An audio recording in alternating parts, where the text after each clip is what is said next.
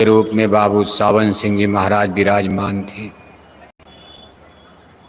उनकी तबीयत कुछ दिन से नासाज खराब चल रही थी।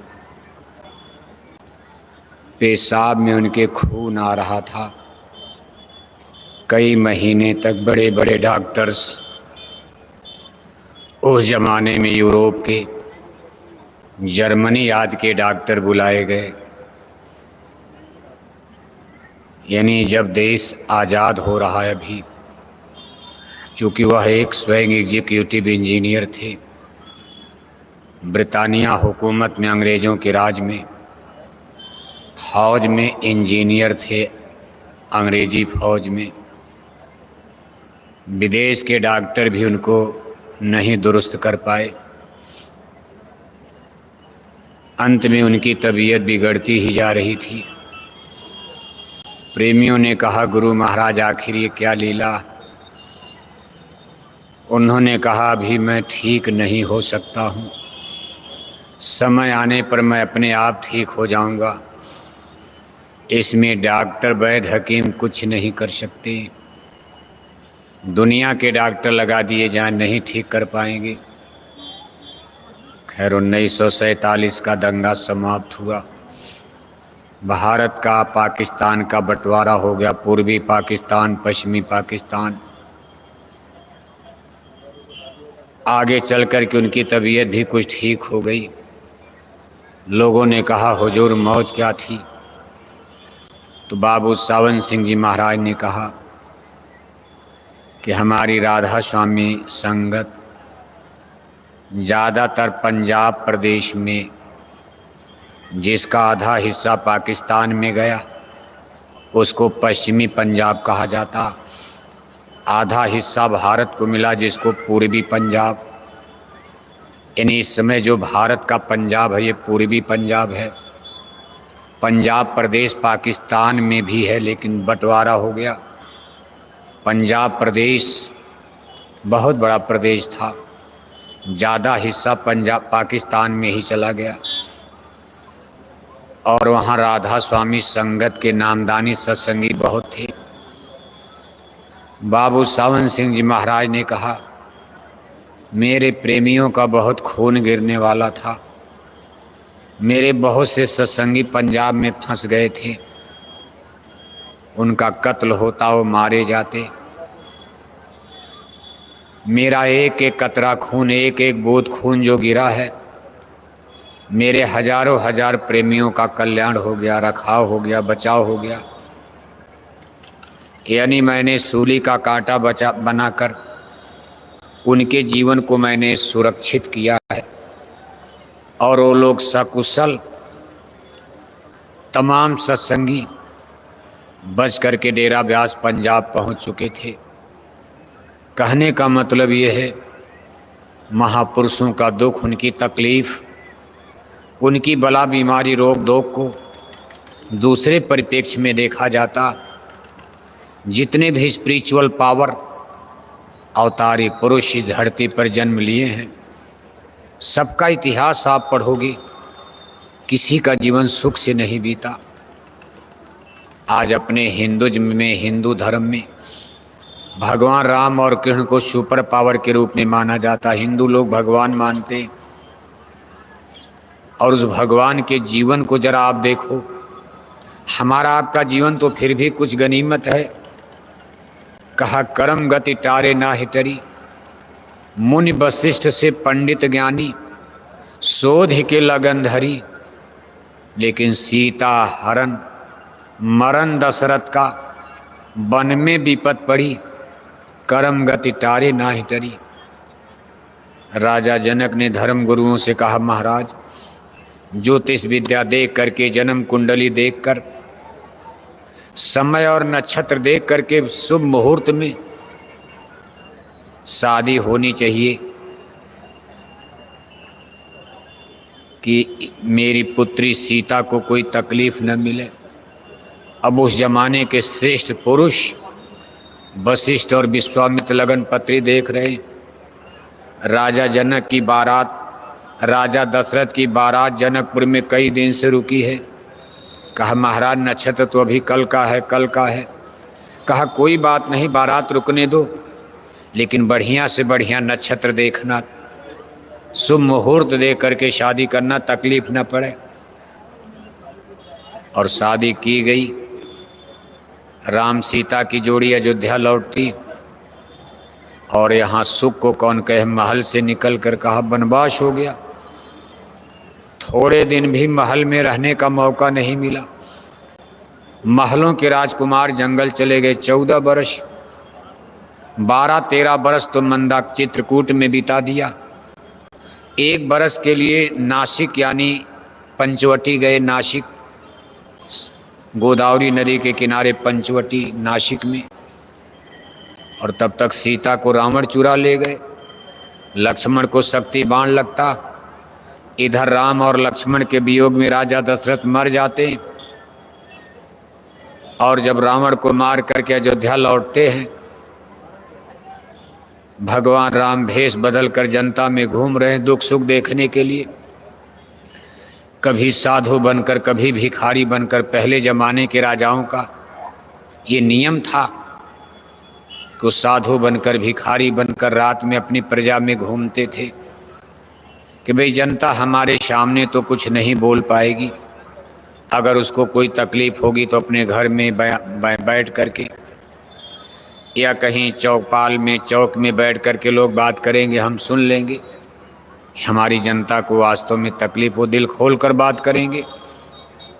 तो भगवान राम भी देखो ऐसे घूम रहे। एक धोबी अपनी स्त्री को मार रहा घर में और कह रहा बता तू रात में कहाँ रुक गई। उसने कहा भाई रात हो गई तो जजमानी में रुक गई। जजमान यानी जिसका धोबी, धोबिन कपड़ा धोते थे, धोबी भी उस जजमान को जानता था कि अच्छे आदमी।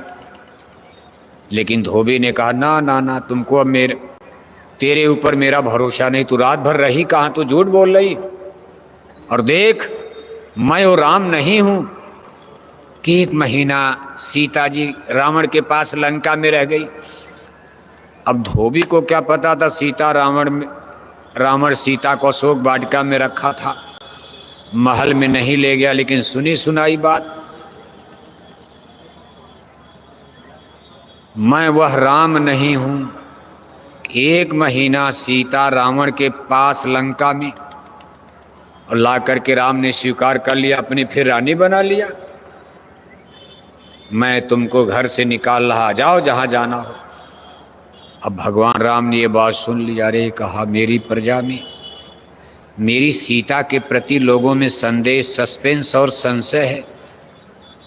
एक बार सीता को फिर परीक्षा देनी पड़ेगी, जबकि लंका से निकालकर सीता की परीक्षा हो चुकी थी। जलती अग्नि में खड़े होकर उन्होंने परीक्षा दिया था अपने सतीत्व की, सील की। लेकिन आज भगवान राम ने कहा भाई ना ना, मेरी प्रजा को पता ही नहीं चल पाया, सीता की परीक्षा हो गई। और तुरंत देखो सीता को जंगल में भेज दिया। उनके पुत्र, बताओ छोटा सा राजकुमार लौ, माना जाता कुछ तो बाद में पैदा हुई, लेकिन उसमें उनके साथ लौ। सीता जी जंगल में, बताओ अयोध्या के राजकुमार, राजा राम, अवध राजधानी। आज उनकी बच्चे, उनकी देवी जंगल में वाल्मीकि ऋषि के आश्रम में जमीन पर सो रहे। चटाई पर सोना है, रूखा सूखा खाना। और इसके बाद फिर सीताराम की मुलाकात भी नहीं हुई। भगवान राम ने सरजू नदी में जाके जल समाधि ले लिया, डूब गए। अब उनको डूबना तो नहीं कहा जाता, जल समाधि इसको कहते। यानी सरजू नदी में गए अयोध्या में और पानी में डूबते चले गए, फिर पता नहीं चला कहाँ गए। लक्ष्मण देखा भैया राम कहाँ जाओ, भी कूद पड़े। भरत और शत्रुघ्न पीछे दौड़े आए, कहा दोनों भाई कहाँ, अरे का इसी पानी में गए। वो दोनों लोग भी कूद गए, चारों भाई। इतिहास बताता है कि सरजू नदी में अयोध्या में जल समाधि ले लिए। आज उस स्थान को अयोध्या में गुप्तार घाट कहा जाता। हिंदू लोग जब अयोध्या नहाने जाते हैं तो वहाँ गुप्तार घाट बना हुआ, जहाँ चारों भाई गुप्त हो गए पानी में। सीता जी धरती में गुप्त हो गई, धरती फटी उसमें चली गई, समाहित हो गई। अब आप सोचो, जीवन में सुख मिला? भगवान श्री कृष्ण को देखो, सब कुछ कराने धराने के बाद जदवंशियों का विनाश हो रहा। भगवान कृष्ण के 8 रानियां, 59 लड़के, और जब जदवंशियों में युद्ध हुआ है, आप इतिहास पढ़ते हो कि 56 कोटि जदवंशी मारे गए। कोटि माने करोड़ नहीं, उस समय जदवंशियों में 56 वंश थे, उनकी जातियां अलग अलग उपजातियां, और सब मिला करके यदुवंश कहा जाता था। जैसे आज यादव लोग आपके गांव जिले में बहुत होंगे इलाके में, लेकिन सब यादव सब में शादी नहीं करते। वो भी कहते भाई बताओ आपका वंश क्या है, आपकी उपजाति क्या है, ढढ़ोर हो, ग्वाला हो, अहीर हो, गोपाल हो, घोष हो कि कमहरिया यादव हो, यानी यादव में भी यादव। ऐसे 5000 वर्ष पहले जब यदुवंश कृष्ण अवतारा, हुई हैं हरनि धरन यज्ञभारा। धरती के पाप ताप को मिटाने के लिए जब उस ब्रह्म पुरुष ने, जो त्रेता में राम बनकर आए वही अब कृष्ण बनकर पैदा हो गए, वही फिर आ गए। उस समय भी उनका जीवन संकट में बीता।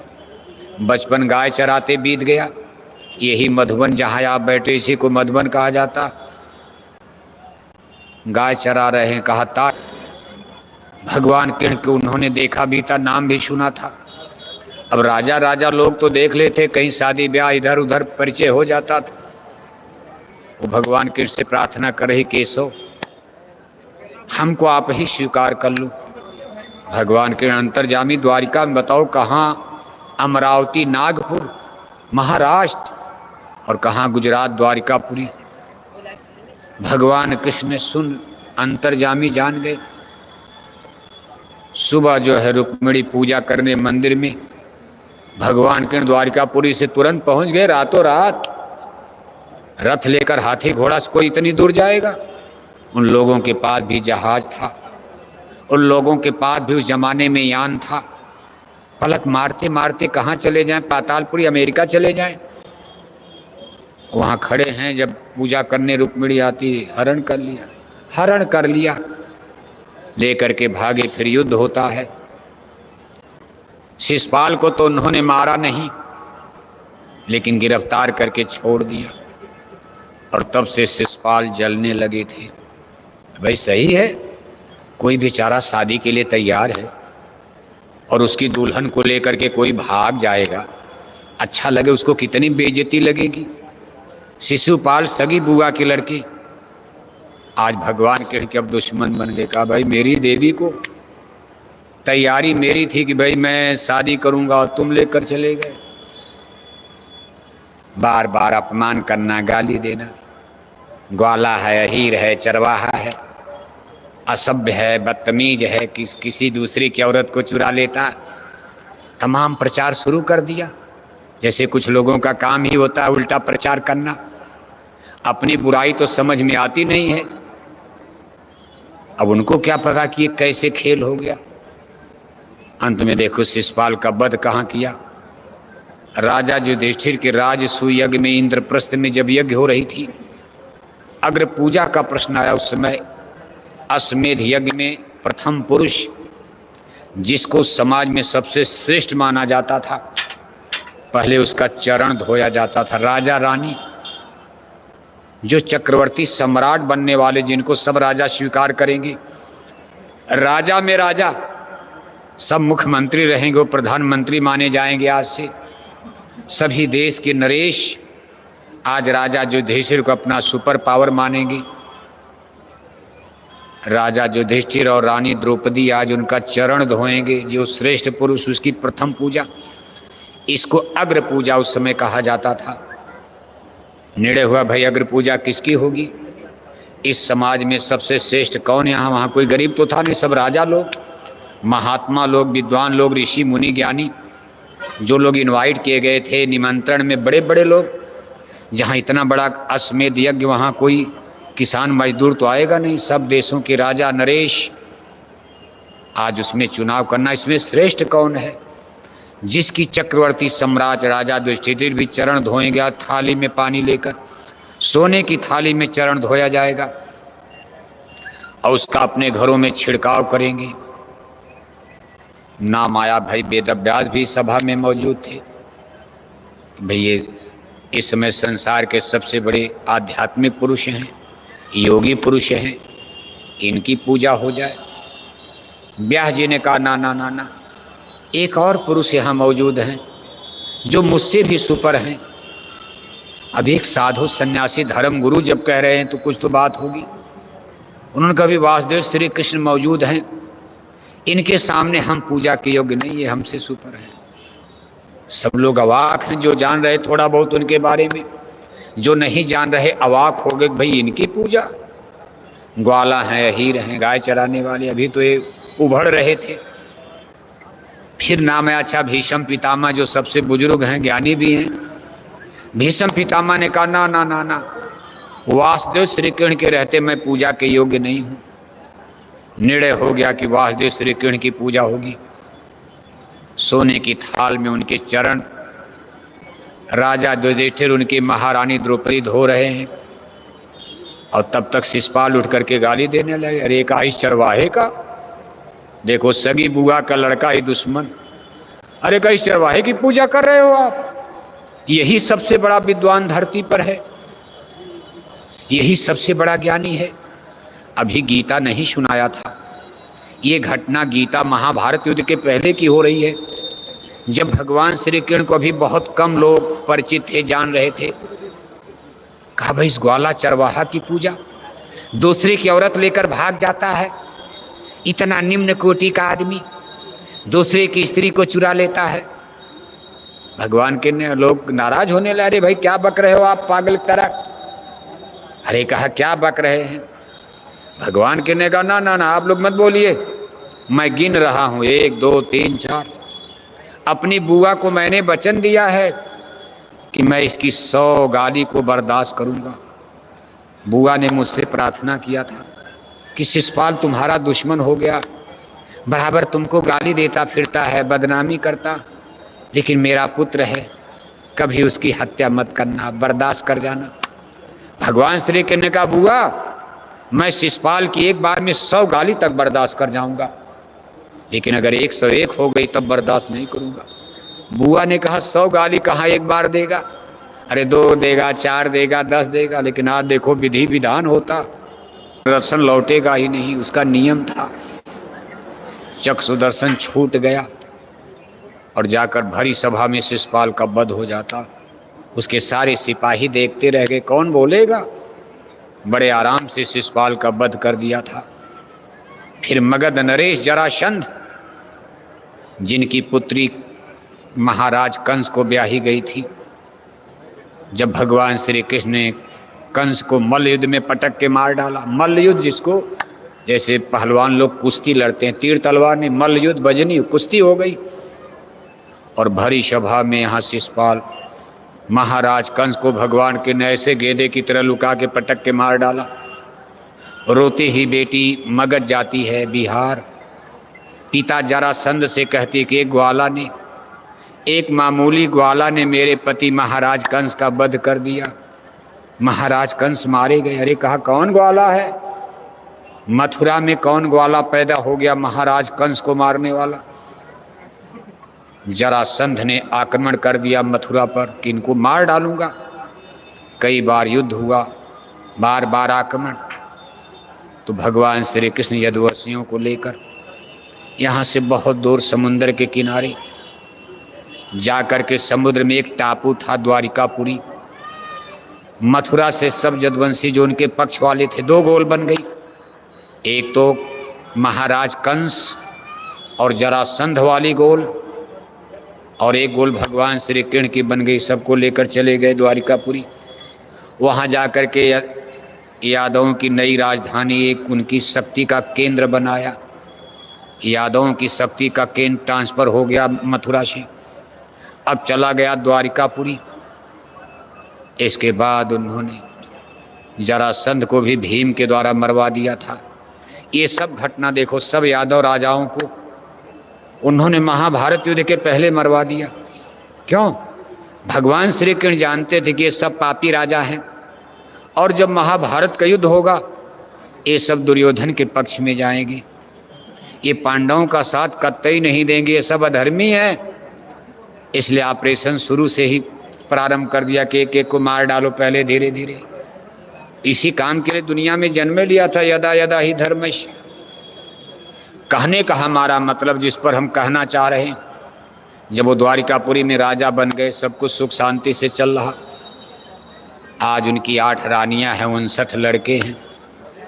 तब तक 56 कोटि, यानी उस समय यादवों की 56 जातियां, वृश्चिक वंश, कुकर वंश, भोज वंश, इस तरह से 56 वंश, 56 कुरों के पक्ष में। आज उनको एक बहेलिया ने बाण मार दिया, शरीर में जहर फैल गया, उसी बाण में उनकी मौत हो गई, संसार से अलविदा कर गए। बड़े भाई बलदाऊ समाधि लेकर चिंता में मर गए। देवकी ने, वासुदेव ने, माता पिता ने सब चिंता में प्राण त्याग दिया, भगवान कृष्ण मर गए। उनका अंतिम समय जब जदवंशियों की विनाश की कहानी पढ़ोगे आपके रोंगटे खड़े हो जाएंगे, बड़ी दर्दनाक। सारी रानियां सती हो जाती, आग में जलकर भस्म हो गई। भगवान कृष्ण की रानियां, उनकी पतोहू बहुएं, जिनके पति मार दिए गए थे, सब भस्म हो गई आग में। बड़े खतरनाक तरीके से जदवंशियों का, यदकुल का विनाश हुआ। ये उन लोगों की कथाएं जिनको हम लोग भगवान मानते। हमारा आपका जीवन तो फिर भी चलो रोटी कपड़ा मकान गिरते पड़ते। इसलिए बड़ा बनने के लिए बड़े काम करने होते हैं। सब लोग बड़ा न बन जाते, सब लोग दुनिया में बड़े हो जाएंगे। द्रौपदी, 5 भाई भारी सभा में बैठे हैं और आज द्रौपदी को दुशासन, दुर्योधन कहता है, दुशासन द्रौपदी को नंगा करके मेरी जंघा पर बैठा दो, बताओ आप। और 5 भाई कोई कमजोर भी नहीं, लड़ जाते तो सबको परास्त कर देते, वहीं मार डालते। लेकिन भरी सभा में आज आप किसी की बीबी, किसी की स्त्री को कोई इस तरह कह दे, गरीब से गरीब आदमी भी लाठी उठा लेगा, भले कोई मार डाले। लेकिन अपने जीते जी कोई अपनी बीबी को अपने सामने नंगा होने देगा?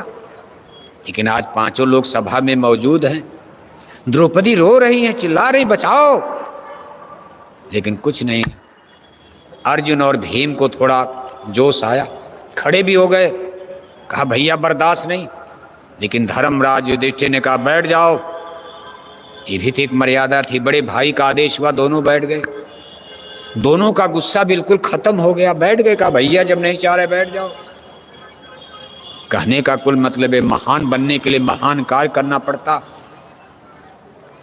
इसीलिए इनको भगवान कहा जाता, क्योंकि अंगुली पर गोवर्धन भी उठाते हैं। महाभारत में चक्र सुदर्शन का प्रयोग बड़े बड़े राजा महाराजाओं का वध भी करते। केवल नाच गाना बांसुरी ही नहीं बजाते हैं, चक्र सुदर्शन चलाना भी जानते। इसलिए उनको कलाओं का अवतार, हर कलाएं होती। इसलिए उनको इतिहास ने सुपर पावर और ऋषि मुनियों ने भगवान का, ब्रह्म का दर्जा दे दिया। आज भारत के इतिहास में राम और कृष्ण दोनों को सूरज की तरह से माना जाता। विशेषकर हिंदू धर्म में अगर राम और उनकी रामायण को, भगवान कृष्ण और उनकी गीता को माइनस कर दिया जाए, अलग कर दिया जाए, तो शायद हिंदू धर्म ही खत्म हो जाएगा। रामायण निकल जाए, भगवान राम निकल जाए, गीता निकल जाए, भगवान कृष्ण निकल जाए। वैसे वेद है, लेकिन वेद फिर हिंदू धर्म को नहीं संभाल पाएंगे, क्योंकि वेद बड़ी कठिन भाषा संस्कृत में है, उसको भारत की हिंदू जनता पढ़ नहीं पाएगी, समझ नहीं पाएगी। लेकिन ये 2 श्रेष्ठ पुरुष, हिंदू धर्म के सबसे श्रेष्ठ पुरुष, जिनके नाम पर आज भी दशहरा, दिवाली, जन्माष्टमी मनाते हो, लाखों बरस, हजारों बरस बीत गए। इन लोगों का जीवन इतिहास पढ़ोगे, कितने कष्ट और क्लेश उठाए। खैर उनका मैटर अलग है। अब हम दूसरे पक्ष पर आते हैं, जो हमारा आपका पक्ष है, संतों का इतिहास। संत क्या होते, इनकी स्थिति, इनकी परिस्थिति, इनकी सुपर पावर, इनकी स्पिरिचुअल पावर, इनकी क्या होती। ये लोग क्यों कष्ट उठाते, क्यों तकलीफ उठाते। इनकी तकलीफ भी अजब गजब की होती।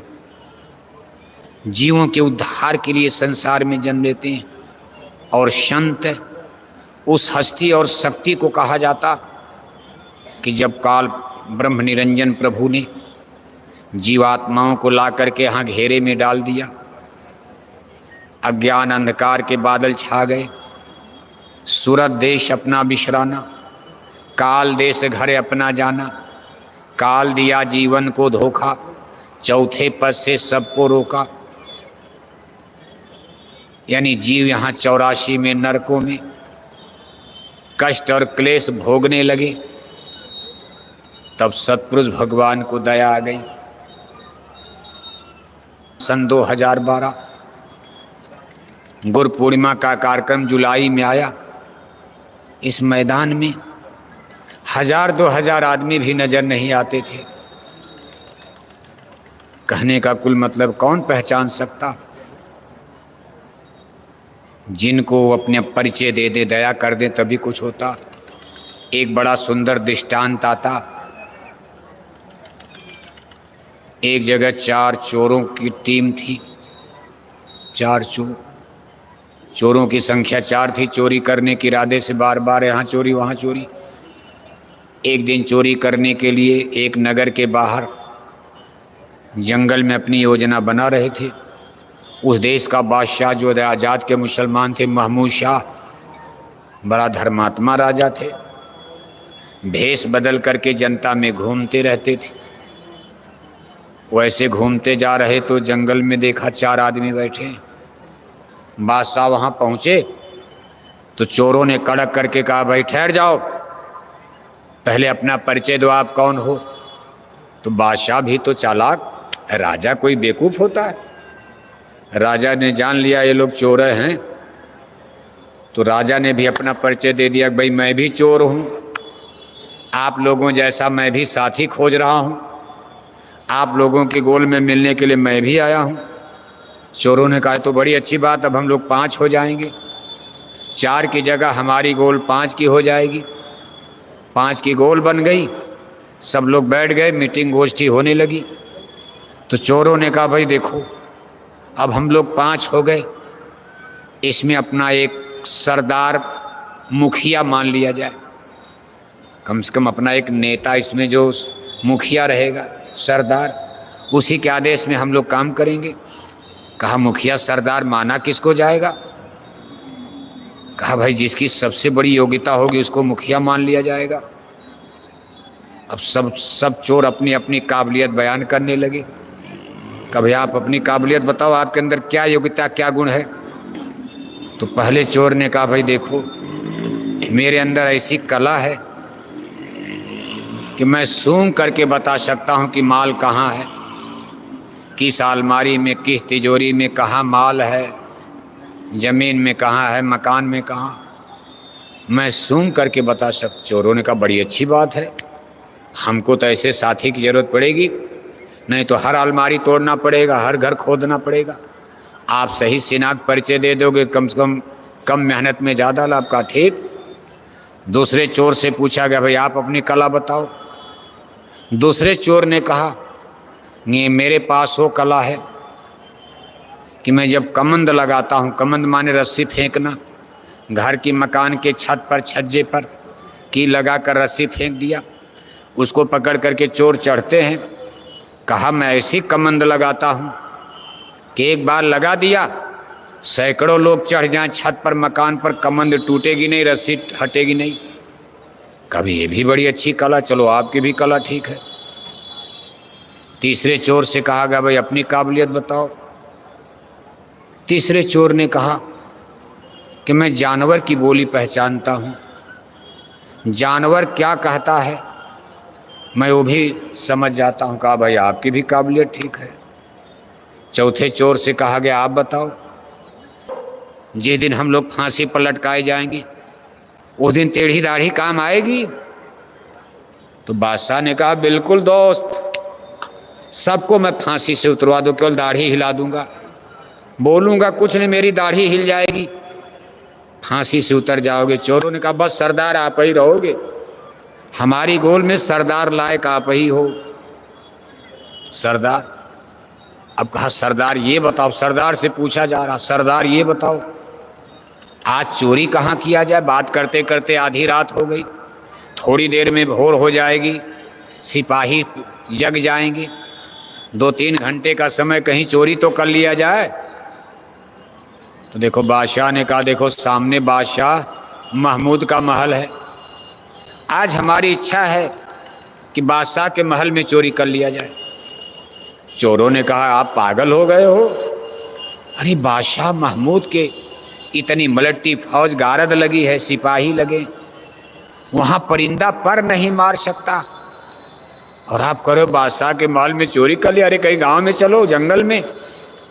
बादशाह ने कहा चिंता मत करो, सारी मलट्टी सारे सिपाही देखते रह जाएंगे, मैं बादशाह के महल का गुप्त रास्ता जानता हूँ, मैं ऐसे रास्ते से आपको ले चलूँगा जिसको सिपाही भी नहीं जानता। वो तो राजा ही था। अब राजा अपने महल का गुप्त दरवाज़ा, जैसे कोई दुश्मन आक्रमण कर दे तो किले में सुरंग बनाई जाती थी, उससे राजा रानी निकलकर अपने बच्चों को लेकर भाग जाए। ये भेद सबको पता भी नहीं रहता था। बादशाह ने कहा मैं ऐसे रास्ते से आपको ले चलूँगा और सीधे बादशाह के महल में जहाँ खजाना है उसी कमरे में आप पहुँच जाओगे, लूट लेना सारा खजाना। सिपाहियों चोरों ने कहा आप रहते कहाँ हो? अरे कहा बिल्कुल जहाँ बादशाह महमूद का महल है उसके पीछे जंगल में ही मैं रहता हूँ, लेकिन मैं बादशाह के यहाँ मजदूरी करता हूँ, मुझको बराबर उनके घर में आने जाने में कोई मुझे रोकता उकता नहीं, मैं सब भेज जानता। सिपाहियों को विश्वास दे दिया, कहा चलो, ले गया, चढ़ गए महल पर सब चोर, खजाना लूटा, अलमारी तिजोरी खोली गई, खजाना लूटा। जब चोरी करने जा रहे थे तो कुत्ता भौंकने लगा। चोरों ने कहा सरदार, चोरों ने कहा अरे भाई ये कुत्ता क्या कह रहा है? आप कहते हो कि मैं जानवर की बोली जानता हूं। तो चोर ने कहा जो कहता था मैं जानवर की भाषा जानता हूं।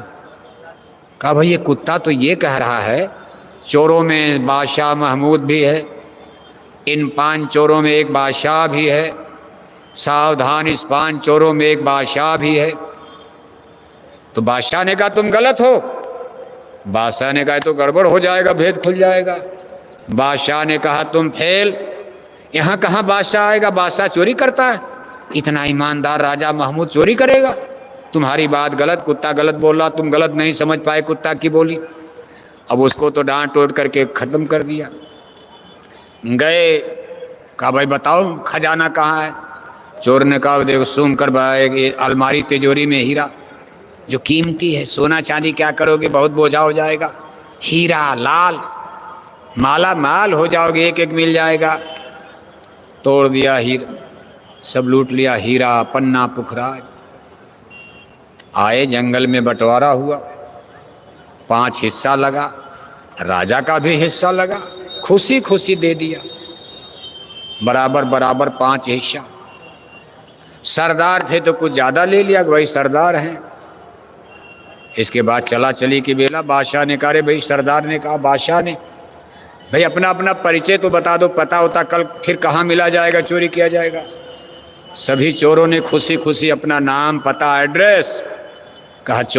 सरदार तो बड़ा शानदार बादशाह को लुटवा दिया, हम लोगों की तो गरीबी चली जाएगी, 2-4 चोरी ऐसे कर लिया जाएगा, काम खत्म, राजा बन जाएंगे। सब ने खुशी खुशी नाम पता नोट करा दिया। चोरों ने कहा सरदार आपका?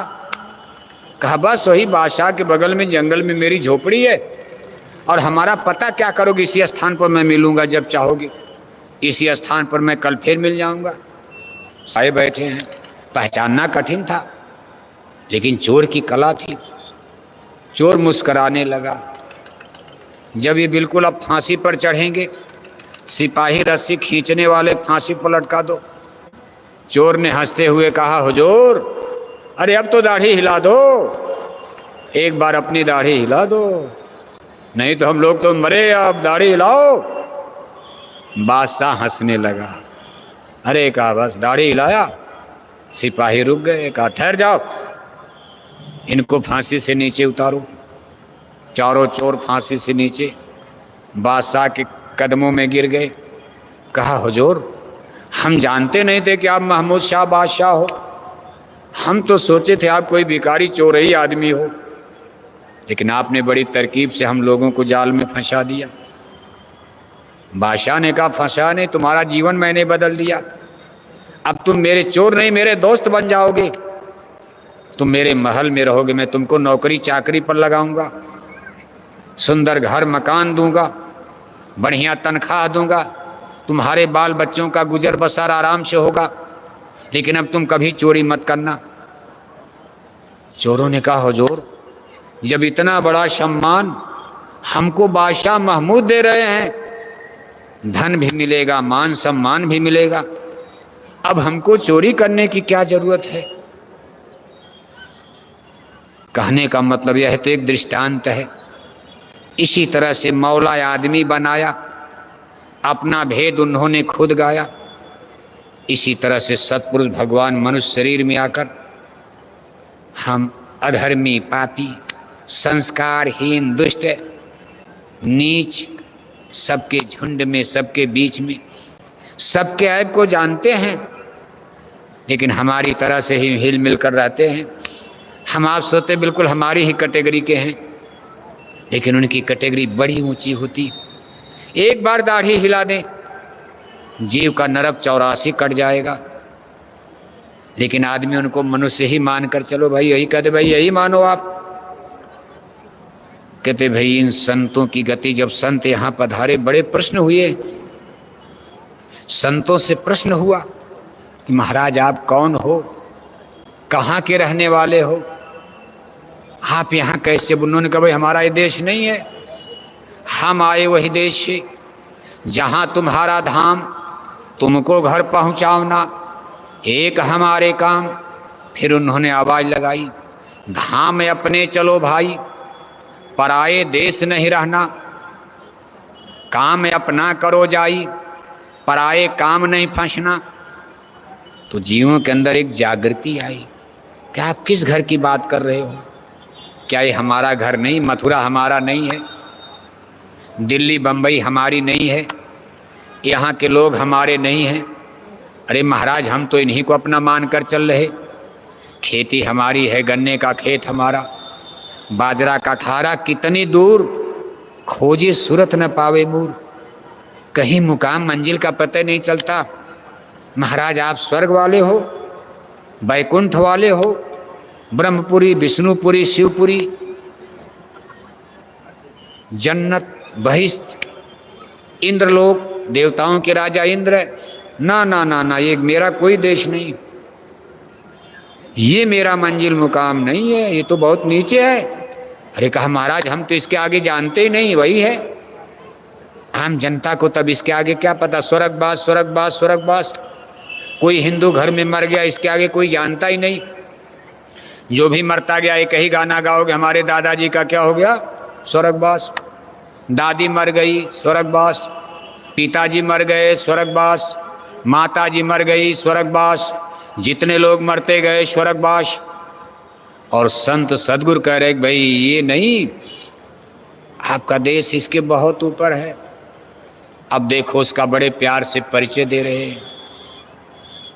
तब हंस शब्द स्वामी बोले, कहूँ सूरत तुमसे सुन खोले, जो तू पूछे भेद हमारा, सुनो कहूँ अब कर विस्तारा। मैं हूँ अगम अनाम अमाया, रहूँ मौज में अधर शमाया। मेरा देश अगम है, जहाँ पहुँचना मुश्किल। मैं अनाम हूँ, हिंदी अंग्रेजी कहन मनन से दूर, भाषा भाषी फेल, मेरा कोई नाम रख ही नहीं सकता। अमाया, मेरे यहाँ प्रबल माया शक्ति नहीं है, मेरे देश में माया है ही नहीं। जिस माया ने यहाँ जीवों को बेहाल कर डाला है, माया महा ठगनी हम जानी, तिरगुन फांस लिए कर डोले, बोले मधुरी बानी, माया महा ठगनी हम जानी। मेरे देश में माया नहीं। कहा भाई मैंने जब मौज की, मैं अकेले रहता था, अपना परिचय दे रहे मैं अकेले रहता था, एक समय था कि मैं अकेले था। कहा राम रहीम करीम न केसो, कुछ नहीं कुछ नहीं कुछ नहीं था तब।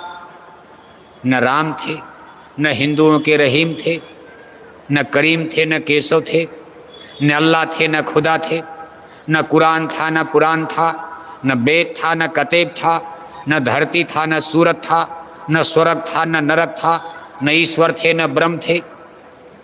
कहा तब रहे कि अनी है अनामा, रहे मौज में अधर समाना। मैं इंटरनल था।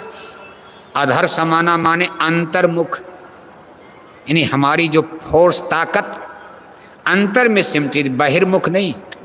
मैं एक्सटर्नल था, इंटरनल था, लेकिन मौज मैंने किया मैं एक्सटर्नल। मैंने अपनी शक्ति को बाहर फेंकना शुरू किया, अंदर की तरफ से ऐसे मैंने बाहर कर दिया। और ये शक्ति मेरी किस रूप में निकली? वेव्स ऑफ साउंड, जिसको शब्द कहते हैं, नाम कहते हैं। साउंड, शब्द है, धरती सब आप देखो इसी से रचना होगी। यानी महाप्रभु शब्द निकाल रहे, शब्द आवाज जिसको कहते हो आप। यहाँ नीचे स्तर पर वेदों में वेद वाणी, ब्रह्म वाणी, अनाहत वाणी, अनाहत नाद, लेकिन वहाँ जो शब्द निकल रहा वो ओरिजिनल कुछ और चीज़ है। कब इसी शब्द से शब्द है धरती सबद आकाशा, शब्द है शब्द भया प्रकाशा। सगला सृष्टि शब्द के आछे, नानक शब्द घटा घटका छे। सभी संतों ने शब्द की महिमा का बयान किया। ईसा मसीह साहब बाइबल में भी इस पर कुछ उन्होंने इस पर प्रकाश डाला। In the beginning there was word, word माने शब्द है। वर्ड वाज विद गॉड, जब ये शब्द नहीं निकला था तो शब्द गॉड माने भगवान के साथ था। गॉड वाज विद वर्ड, भगवान शब्द के साथ है, शब्द और भगवान एक में। कहा almighty of the world, all things of the world had been made by word. कहा सारे ब्रह्मांड की रचना शब्द से हुई है। यानी गॉड ने, ईश्वर ने शब्द को अलग किया, शब्द को निकाला। कहते भाई मैंने शब्द की धुन का एक्सटर्नल, अपनी ऊर्जा को, अपनी एनर्जी को, अपनी शक्ति को, पावर को जब मैंने बाहर की तरफ फोर्सली बड़े वेग के साथ जब मैंने बाहर किया तो धुंधकार हुई, ब्रह्मांड में कंपन हुआ, हिल गया ब्रह्मांड। और जगह जगह इसका ठेका, इस पर रेजिस्टेंस। जैसे आप बंदूक की गोली चलाते हो, तेजी से जा रही, आगे कोई दीवार आ गई, रेजिस्टेंस प्रतिरोध रोकने की, उसमें वो टकराएगी, फिर गोलाकार ऐसे चक्कर लगा के घुसेगी। अगर नहीं घुस पाई तो गोली वहाँ रुक जाएगी। कहा जगह जगह प्रतिरोध खड़ा हुए और ब्रह्मांड बनना शुरू हुआ। और फिर मैंने प्रथम खंड में निर्मल चैतन्य देश की मैंने रचना कर लिया।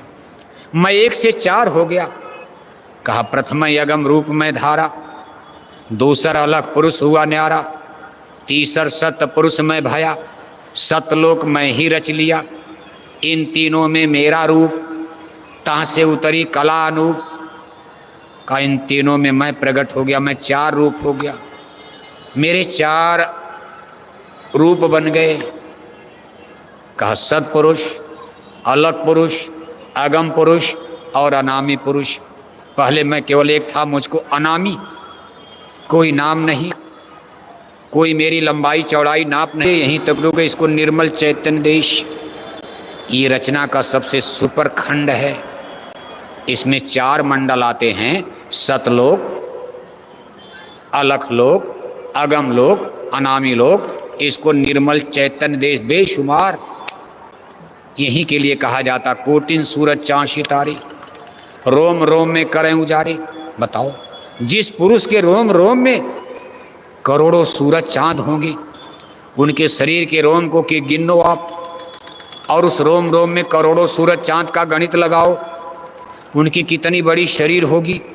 एक एक रोम में करोड़ों सूरज चांद हैं। फिर जिस महल में बैठे होंगे, घर कितना बड़ा होगा, वो देश कितना बड़ा होगा, कौन अनुमान लगाएगा। बुद्धि पागल हो जाती, ब्रेन माइंड दिमाग फटने लगता। ऐसा पुरुष जिसके रोम रोम में करोड़ों सूरज। किसी पढ़े लिखे से कहो कि कोटिन सूरज चांद सितारे, रोम रोम में करें उजारे। इंजीनियर डॉक्टर आपको बेवकूफ़ कहेंगे, बेवकूफ़ आदमी। कहाँ ब्रह्मांड में कौन पुरुष है जिसके रोम रोम में करोड़ों सूरज। 10 किलो गहना किसी को पहना दिया जाए, नहीं डोल पाएगा। करोड़ों सूरज चांद रोम रोम में वो कैसे चलते होंगे, कैसे फिरते होंगे। आखिर आदमी बुद्धि से यही तो सोचेगा। लेकिन कितना बड़ा उद्देश्य, कितनी बड़ी उनकी काया। इसलिए उसको अगम बता दिया, अलग बता दिया। देखा नहीं जा सकता, पहुंचा नहीं, बड़ा मुश्किल है। अनंत है, इन्फिनिटी है, बेशुमार है। उसकी था लगाना बहुत नामुमकिन है। अब इसके आगे दूसरे खंड की रचना, जिसको ब्रह्मांडी कहते हैं। ब्रह्मांडी रचना की शुरुआत सतपुरुष भगवान कर रहे हैं। कहा अंश दो सतपुरुष निकाली, ज्योति निरंजन नाम धरारी। कला दो उतर कर आई, झंझरी दीप में आन समाई।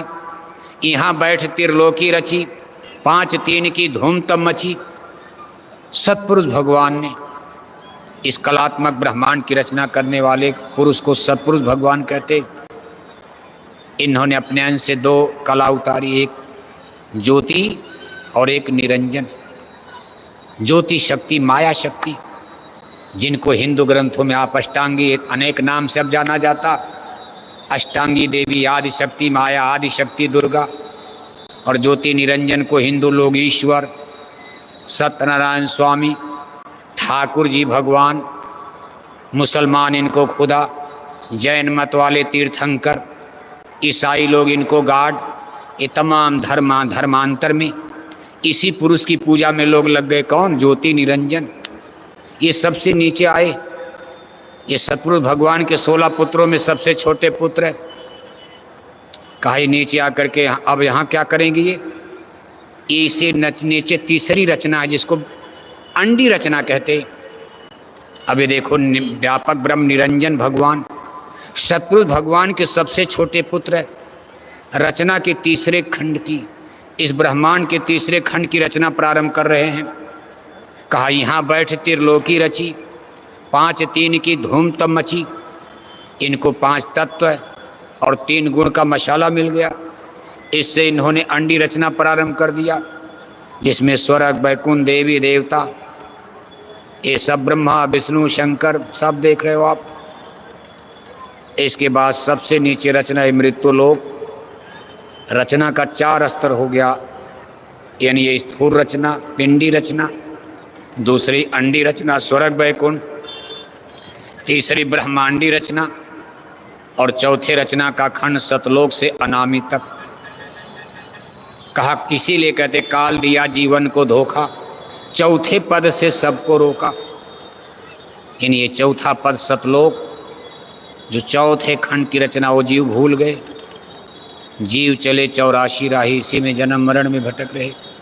इसी चीज का संत उत्तर दे रहे हैं। कब भाई हमने काल किया हम सेवा भारी, क्यों दे दिया आपने? सबसे बड़ा प्रश्न यही खड़ा हो गया।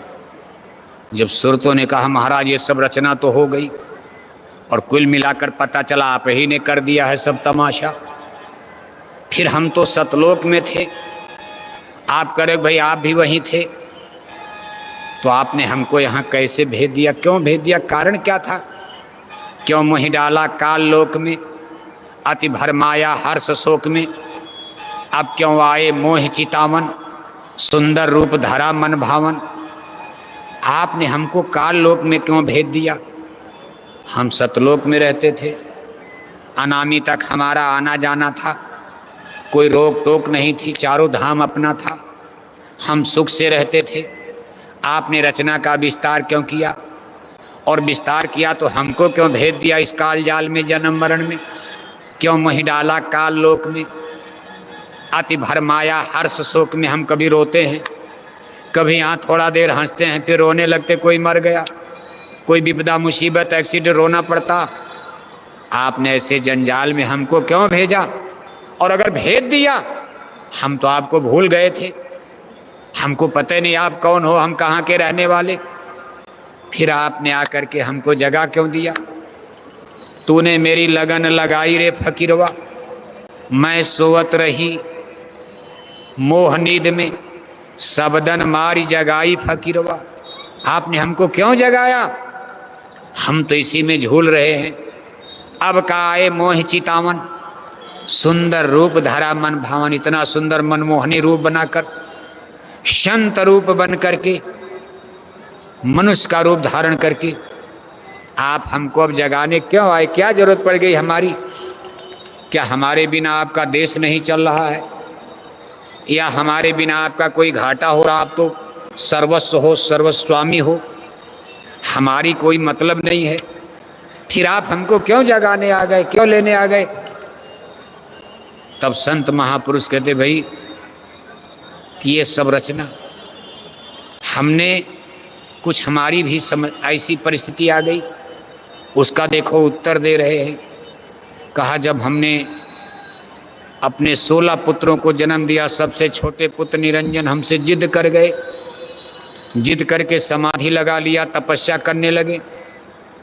72 युग तक इन्होंने तपस्या किया, हम लेकिन क्या आप ये जानते नहीं थे कि ये फंसाएंगे जीवों को? आप सबसे सुपर पुरुष हो, जब आए वरदान में मांग रहे थे, क्या आपको ये पता नहीं था ये ले जाकर के वहाँ फंसाएंगे, 4 खान 84 बना देंगे, ये नरक बनाएंगे, जन्म मरण गाय बैल कुत्ता बिल्ला में? तब देखो सतपुरुष भगवान, सतपुरुष भगवान जो संत रूप में मनुष्य शरीर में संत बनकर आए हैं, सदगुरु, उन्होंने थोड़ा और भेद खोल दिया, थोड़ा और भेद खोल दिया। कहा हम सब जानते थे। कहा जब जानते थे तब क्यों तमाशा कर दिया?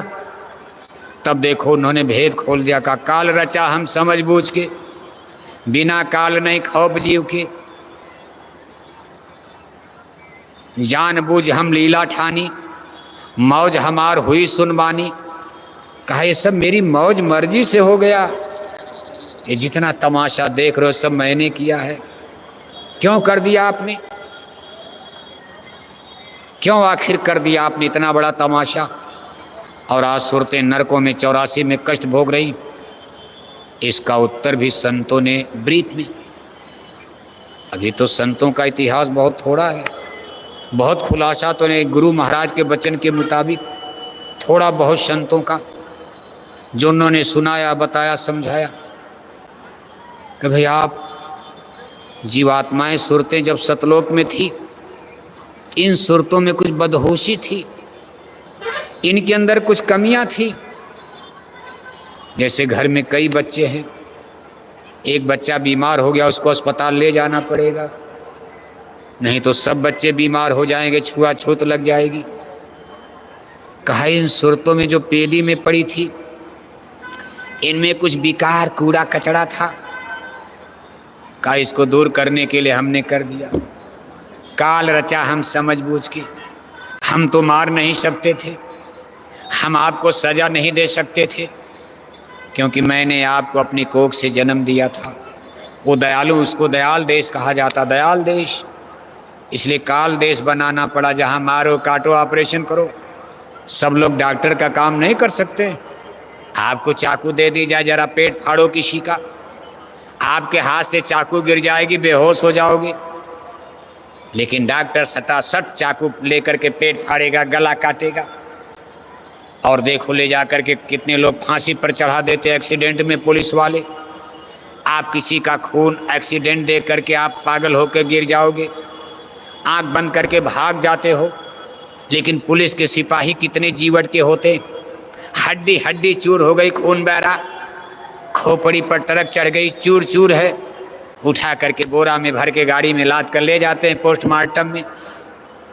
ऐसे सब काम सब लोग का आप हमारे थे, हम आपको मार नहीं सकते थे, सजा नहीं दे सकते थे, इसलिए हमने काल की रचना कर दिया।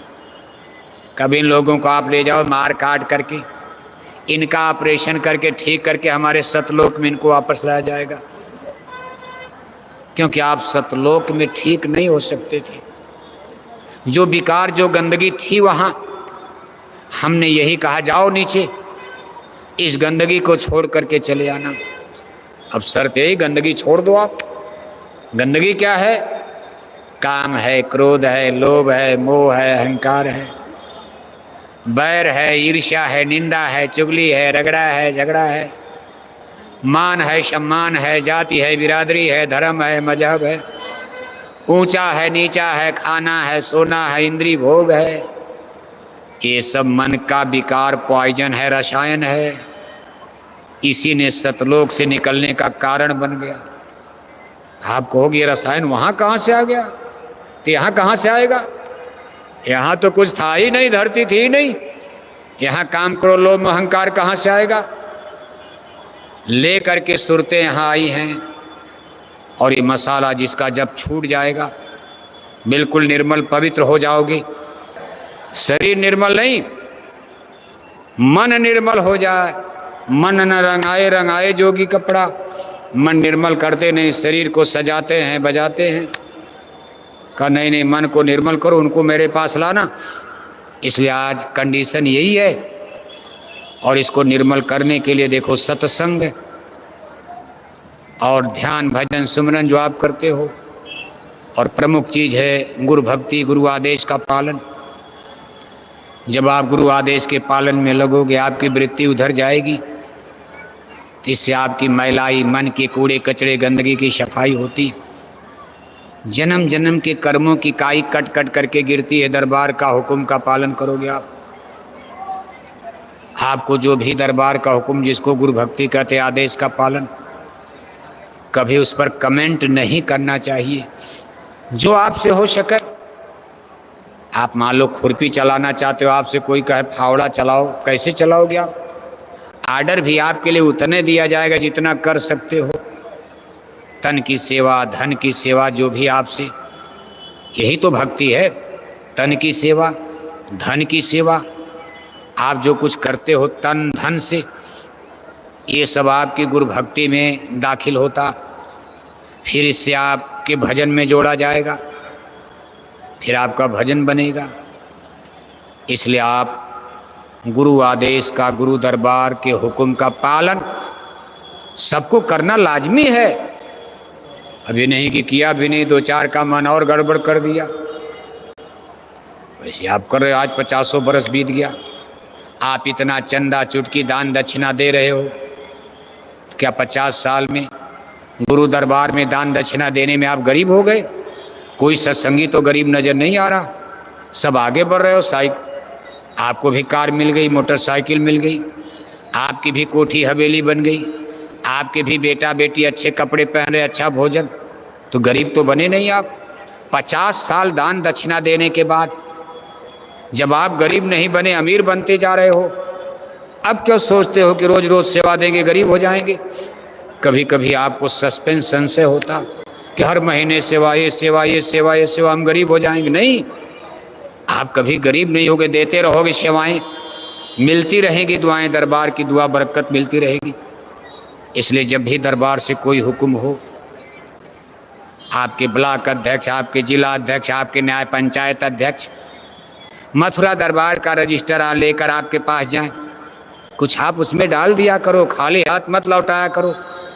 नहीं घर में है कर्जा ले लिया करो, कर्जा ला करके उनको आप कुछ न कुछ दे दिया करो। ये आपके हित में होगा, आपके फायदे में होगा, आपके लाभ में होगा। लेकिन कभी रजिस्टर मथुरा दरबार का आपके घर से लौटना नहीं चाहिए। 10 रुपया दे दो, कर्जा ला कर दे दो। ये नहीं कि 4 बार दौड़ाओ, उससे ज़्यादा तो डीजल लग गया।